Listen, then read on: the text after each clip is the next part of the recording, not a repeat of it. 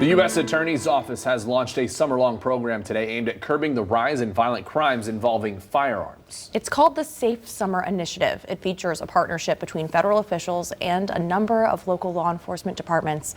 Our Michael Martin heard from several of the people involved on how they hope this will reduce violence across West Michigan.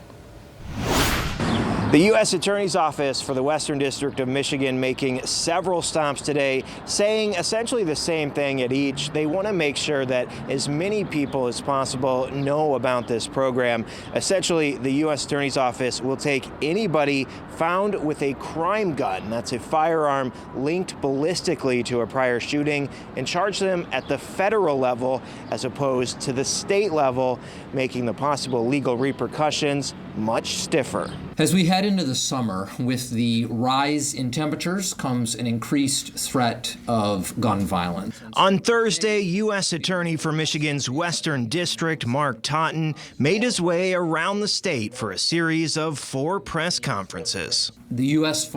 Firearm homicide rate in 2021 was the highest that it had been since 1993. Announcing the launch of their Safe Summer 2023 program.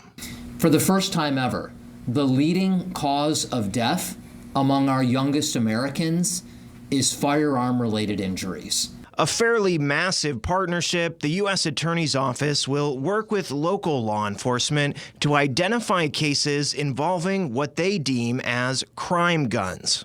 That is, firearms that have been traced to prior shootings through ballistic evidence.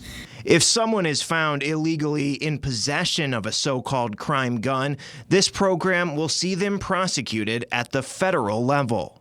You know, we know a small number of individuals drives the majority of the gun violence, and we know who they are. And this partnership sends a clear message to them. The city of Kalamazoo has seen 5 murders within the last 2 weeks, with 3 people shot to death already this year in Battle Creek. But especially with the amount and level of violence that we've seen here in Southwest Michigan, this is absolutely necessary. Grand Rapids was their final stop Thursday. Police Chief Eric Winstrom displayed a sort of flow chart during his time at the podium, showing how, in this particular case from 2020, 1 gun was connected to 10 different crimes, including a drive-by shooting and culminating in a murder. This crime was most likely used by the same individual 10 times, but it's not. Criminal networks don't work like they used to.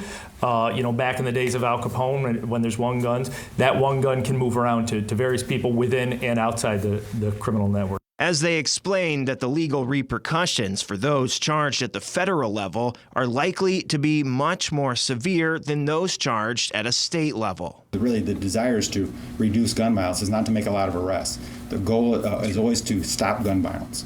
And if it's this deterrent effect is it, that's great. If they don't listen and we have to focus our law enforcement resources on those individuals, that's what we're going to have to do. Now, this program applies to the Western District of Michigan, and that includes the full Upper Peninsula and then the western side of the Lower. It runs all the way through the end of September. For now, in Grand Rapids, Michael Martin, Fox 17 News.